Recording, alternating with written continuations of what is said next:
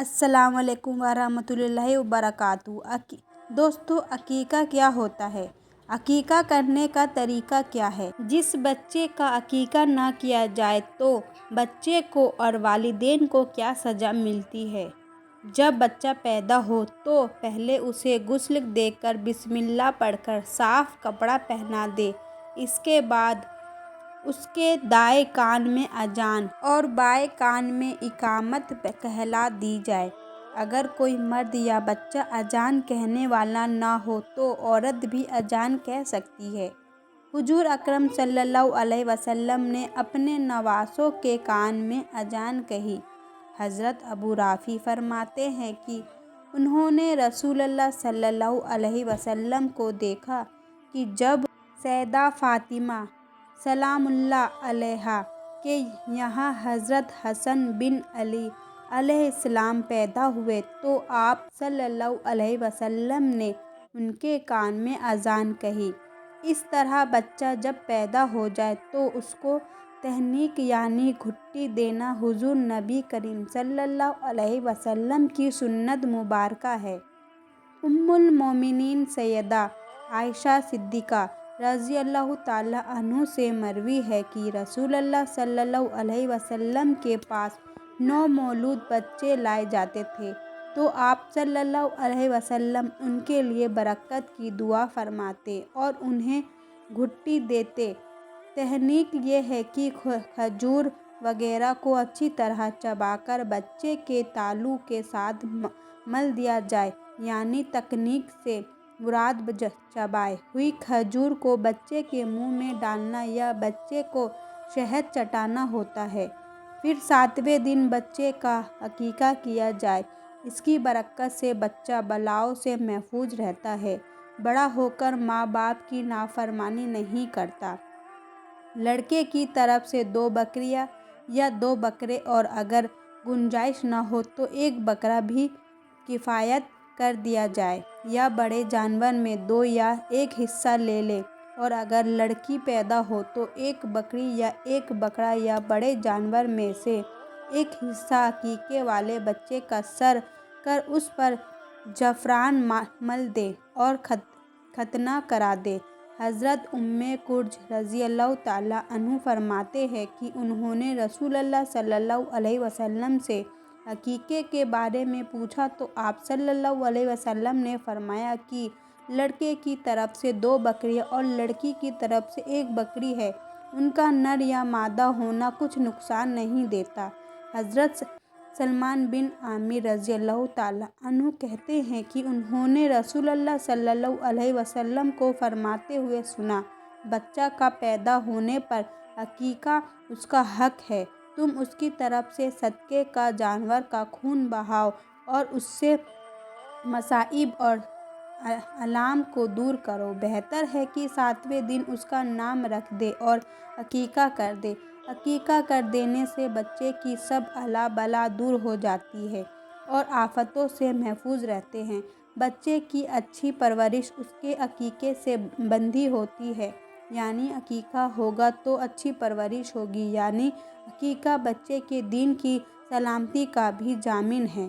دوسرا مفہوم اس کا یہ بیان کیا گیا ہے کہ بچہ رہن رکھی ہوئی چیز کی طرح ہے، جس طرح قرض ادا کرنے، رہن چھڑائے وغیرہ اس چیز سے استفادہ نہیں کیا جا سکتا، اسی طرح بچہ گویا رہن میں رکھا ہوا ہے۔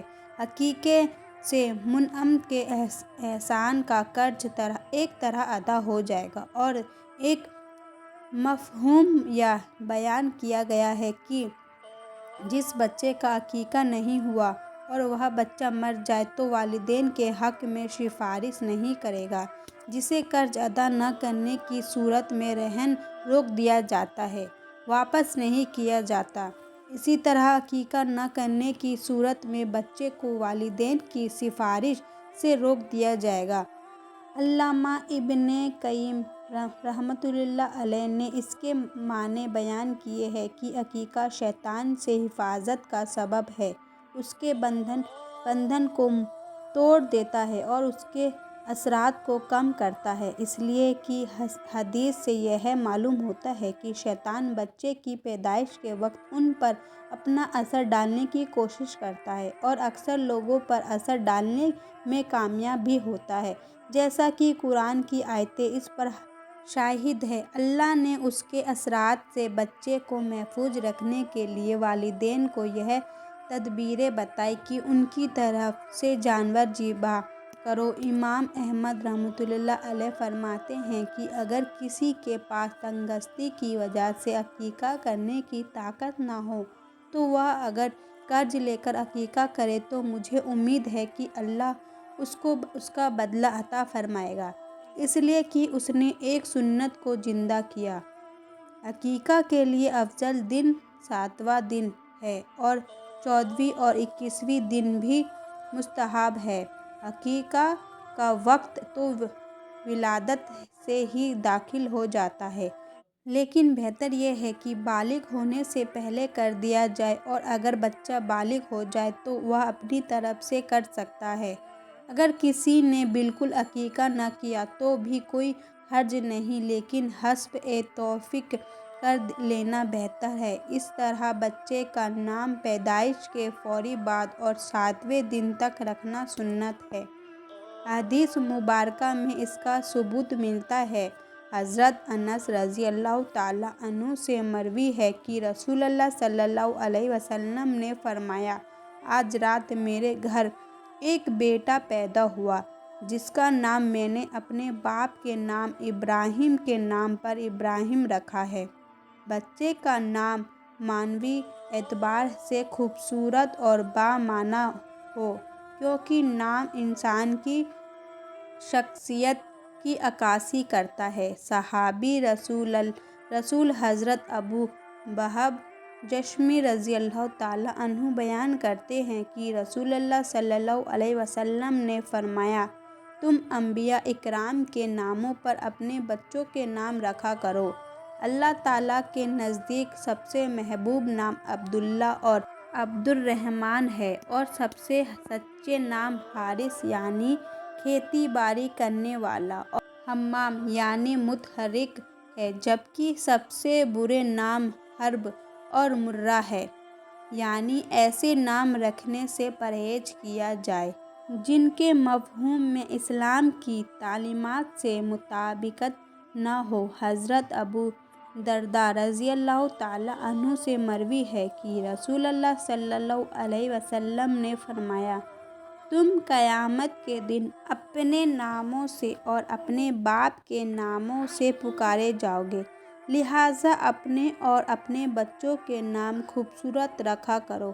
حضرت ابو امامہ باہلی رضی اللہ تعالیٰ عنہ سے مرفوعاً روایت ہے کہ حضور نبی اکرم صلی اللہ علیہ وسلم نے فرمایا، جس شخص کے یہاں بچہ پیدا ہوا اور وہ میرے نام یعنی محمد صلی اللہ علیہ وسلم سے برکت حاصل کرنے کی نیت سے اس کا نام محمد رکھے تو وہ اور اس کا بیٹا دونوں جنت میں داخل ہوں گے۔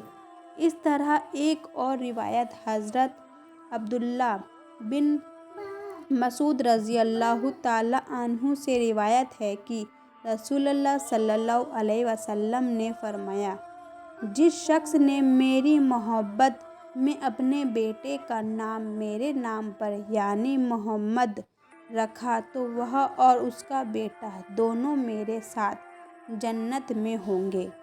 دوستو، اگر میری آج کی ویڈیو پسند آئی ہے تو میرے ویڈیو کو لائک کریں، شیئر کریں اور سبسکرائب کریں۔ آمین۔